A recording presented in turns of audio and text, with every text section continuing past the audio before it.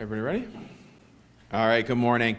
Thank you all for joining us here today. I'm joined by a number of folks behind me who I will acknowledge, but I would like to thank our Deputy Commissioner of the Department of Human Services, Denise Reed, my Commissioner of Human Services, Thalia Wright, Andy Carey from Project Haven, Anna Valeria Eisman from the Open Door Mission, Dr. Tammy Butler from the House of Mercy, and Phyllis Lukenbill from the YWCA is here as well. Would also like to recognize Mike Rood, the co-chair of the Homeless Services Network, Connie Sanderson from Partners Ending Homelessness. This is a large team that came together this year to talk about something very important to this community and to provide updates regarding Monroe County's Code Blue planning. We have a dedicated team committed to providing support to our community, especially during the harshest weather conditions. And I'm proud to share that because of the hard work of all of these individuals and this collaboration and people working together, we have significantly expanded the Code Blue services available in our county. Code Blue occurs when the National Weather Service predicts a wind chill temperature of 32 degrees Fahrenheit or below. This year, we called our first day of Code Blue on Tuesday, November 21st.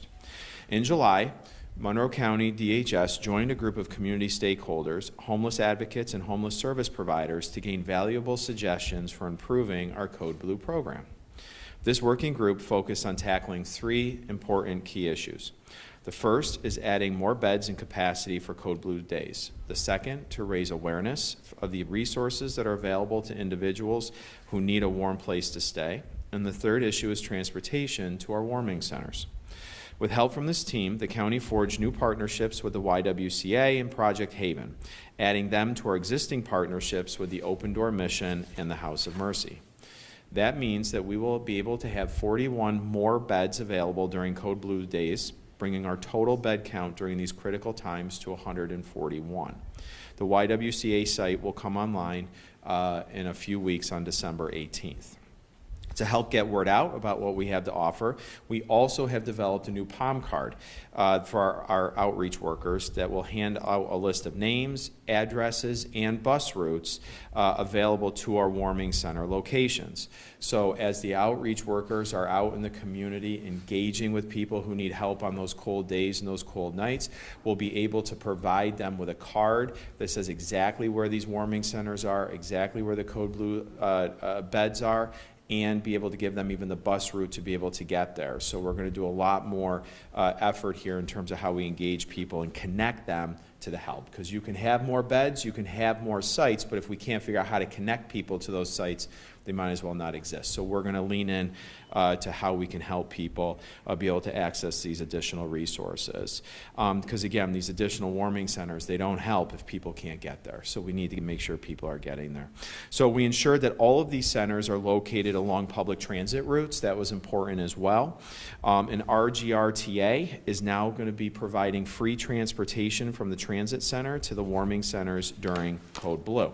So again, the transportation now is also free to the warming centers. But not only that, we're also making bus passes available so that when outreach teams can secure transportation for individuals who don't have easy access to the transit center. So again, the outreach workers, bus passes, we can connect people to that transportation. Our team continues to work diligently to ensure that each person has a safe and welcoming place to warm up or sleep during our coldest nights and days. These additional beds and transportation stipends, they're going to save lives. And I'm grateful for the Department of Human Services team for their diligent work on this, and I want to thank all of the partner organizations who came here today and who are part of this planning operation over the last several months.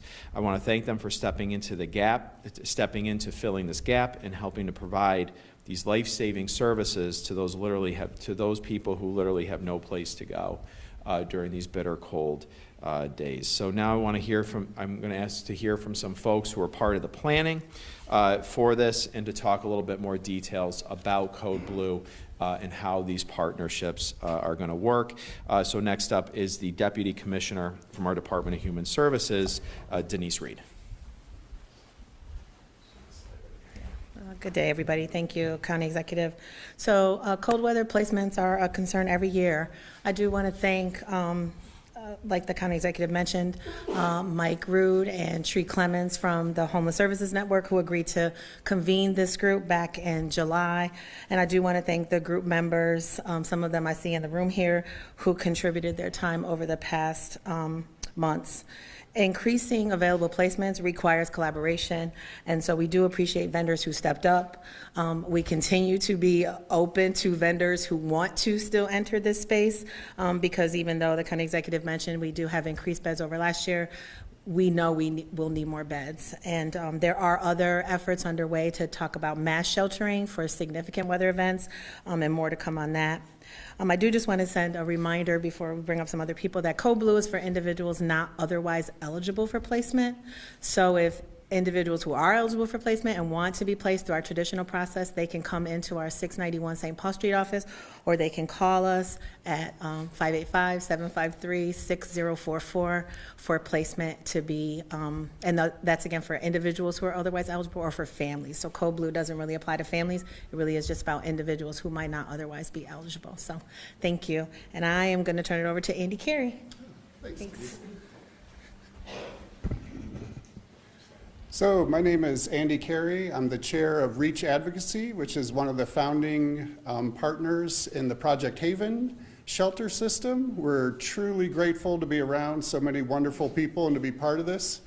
Well, I've been doing this for a little while, and it is amazing to see the community really step up. The advocacy groups, the mutual aid networks, all the shelter providers, Homeless Service Network, Partners Ending Homelessness, all starting to have their voices heard and how we're going to care for basically our most marginalized people. So we're really excited that we're part of this. We have a 6-unit shelters, well, 6-site shelter system with 80 separate rooms, and we're putting down mats and doing whatever we can to expand our capacity for this winter because we know it's going to be hard. We do a lot of walking outreach. We've seen folks out there, we're getting the calls, and just happy that our community is really responding on so many different levels. I'd like to pass it on to a good friend of ours, Anna. Hi, my name is Anna Valeria Eisman from the Open Door Mission. Open Door is very grateful to once again partner with the county to provide expanded beds and enhanced services to accommodate the increased numbers of individuals experiencing homelessness in the winter this year. Our warming center facility is located at 210 West Main Street, 24 hours a day, 7 days a week. In recent months, our shelter has sometimes operated at 100% over capacity. We are consistently seeing increased behavioral issues as well as increased numbers of individuals struggling with untreated mental health and substance abuse issues. This is challenging work, and we are so thankful for our dedicated shelter staff who serve with compassion, dignity, and the love of Christ. We are thrilled to announce that just this week we opened a separate location to house our emergency beds for women.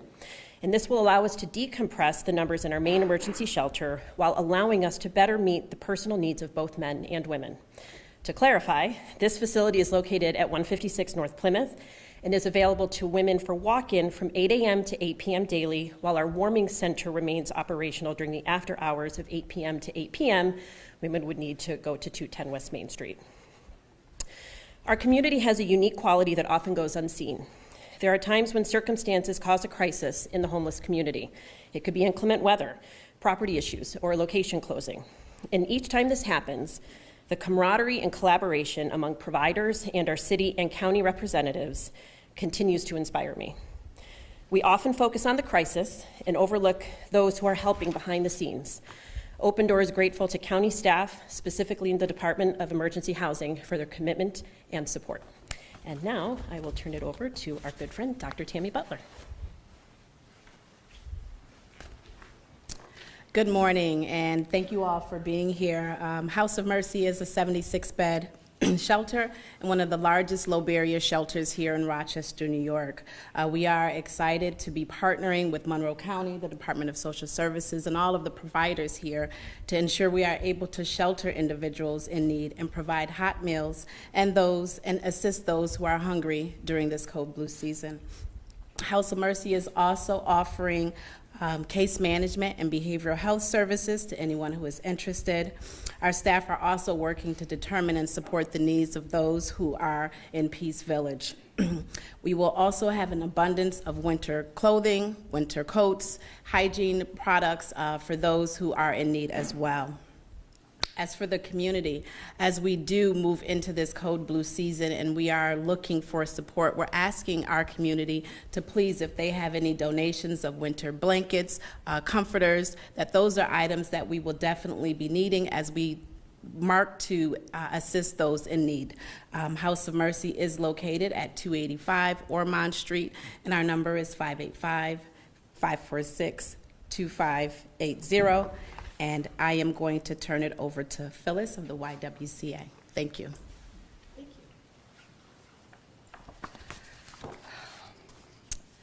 Good morning, everyone. It is very exciting to be here and represent the YWCA of Rochester and Monroe County. The YWCA has been providing housing services for over 140 years. Today, we offer affordable housing, supportive living for women in recovery, and 2 emergency housing shelters for single women and families. In March of this year, we were able to purchase 35 Ardmore Street, formerly known as the Genesis House.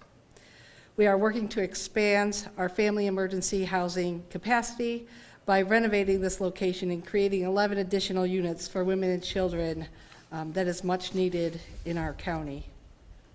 We are very excited to partner today with Monroe County and our neighborhood organizations to offer 35 Ardmore Street as a Code Blue Warming Center. We will be offering services to men and women throughout these winter months. We will be opening our doors on December 18th at 8 a.m. and providing anyone who is in need continental breakfasts, lunch, and dinners. We will be serving the men and women throughout the coldest months. A special thank you to the county for this opportunity and the support that we get from Denise and her team for helping us serve the people in need. And I will now pass it back to the county executive for questioning. Thank you. Okay, thank you. As you can see from this whole team, it's a team approach here this year on Code Blue.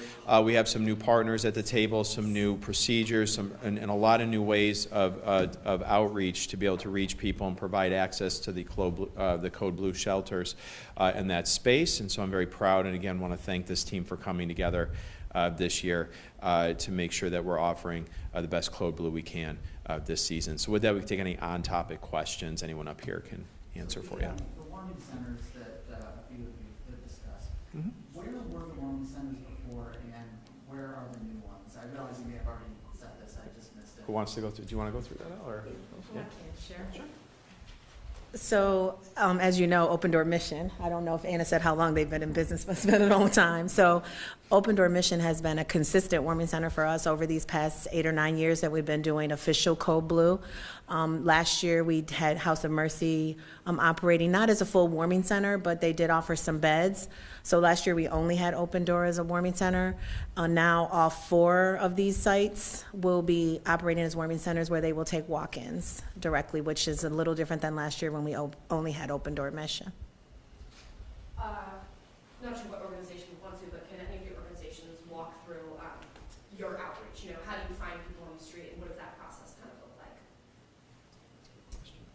Andy? You might be the only provider doing actual street outreach. Yeah. So we're, I think since it's such a community effort, it's a lot different this year, which I'm really excited about. There's some advocacy groups that have organized themselves really well to get out there and find people. And as we know, a lot of the folks that we're asking to come in the winter are chronically homeless or really don't have a desire to be in our shelter system at all. So it takes a lot of work talking people into coming inside, which is always kind of a surprise. And these advocacy groups are doing that well. We do walking outreach now we've been doing it the past few years. every Monday on Monroe Ave, Tuesday Lyle Ave, Wednesday Jefferson Ave area, Thursday North Clinton, and then Fridays we go to target areas where we see large encampments, and we work with people to see if they'll come in. So that's one method. It's that person-to-person type relationship, see if they're willing to try shelter to get out of the cold, and maybe move forward with housing and other services. And then there's the traditional way of calling DHS. Their phones are constantly ringing, after hours, during the day, all day long, trying to find placement that way as well. So I feel that this year, it feels more robust to me, like we actually can get our hands out a little better. RTS has been fantastic about allowing some people to hop on buses as long as it's on the line from downtown to get to shelters, which is great. Some of our mutual aid networks are literally driving people to shelters, and we have people walking and showing up at our doors too, just from time and recognition of those. So I'm happy with the outreach effort this year. One more question on that. Could you talk to why someone might not want to go to a shelter? Yeah, I think so sometimes people have a history of not doing well in shelter, and that is understandable. I think a lot of times it's symptoms of mental health or substance use issues. So if you have trauma, stress, anxiety, those types of things, it's very difficult to be in an environment with a lot of people. And then, there is a kind of an underlying idea that predators go to shelters, that you'll be taken advantage of by other guests, that type of thing. So all of those create barriers to going to shelter. And sometimes it's just independence, not wanting to, you want to live your own life, set your own schedules, all that kind of thing. The shelter system is getting much better at being flexible, but we're not perfect by any means to manage it. So I think we'll continue to work at it, and we'll continue to listen to the experts, who are the homeless folks that we're meeting with, and see what they're saying and telling us and adapting to that. So, as far as the RTS system goes, if someone is looking to get to a warming shelter, hops onto an RTS bus headed towards the transit center, where will they be brought? Will they be brought to the transit center and left there, or directly to a warming center? Yeah, so I think Denise can probably speak to this better, but I do know the new flyers have the routes on them, so I'm excited to see that, and then maybe Denise could talk. So if an individual is already at the transit center, they can get on one of those routes that will take them to a warming center. If they are being reached through outreach, we will actually have bus passes that we're going to distribute to outreach workers, so you'll be able to give the person a bus pass that they can go directly to a warming center with that day pass, or they could go to the transit center, and then once they get to the transit center, they'd be able to ride for free. And there are flyers up at the transit center now that also have the bus routes in addition to the palm cards that we have that have the bus routes. But if someone's at, let's say, a bus stop on Joseph Ave looking to get to a warming center, they can't get on the bus to the transit center. So our GRTA has indicated that they will, depending on the circumstances, allow that. But it is not guaranteed, which is why we are trying to get I do have bus passes actually today. So if there are outreach workers today that want a pack of bus passes that they would be able to hand to someone, then we can give that to them today. Do you know what the circumstances would be? I don't know. That's at our GRTA policy, sorry, yeah. You mentioned there were 41 new beds for code blue. I could take a guess and assume that maybe they are the former Genesis house, that they're the new shelter for women at Open Door. Is that correct? Are there others? Yeah, that's correct. Yeah, that's correct. Okay, so between the two new places that Open Door and YWCA are opening, that accounts for those 41 beds, basically? Yes. And the YWCA will also have, Sorry. the YWCA will also have added beds. So if somebody's coming to our door, in the middle of the night and all of our beds are full, we'll be able to still house somebody. So we don't want to turn anybody away. So we're trying to make room for as many as we can. And I do believe that that's an agreement that all of the providers have made, that if they don't have beds, they will allow chairs, cots, whatever it is, so that we don't have to turn people away for capacity issues, especially in the middle of the night. And then we'll try to problem solve the next day with trying to add additional beds or figure out where we can send someone else. All right, great. Thanks, everybody. Thank you. Appreciate it. Thank you, everyone. Thank you.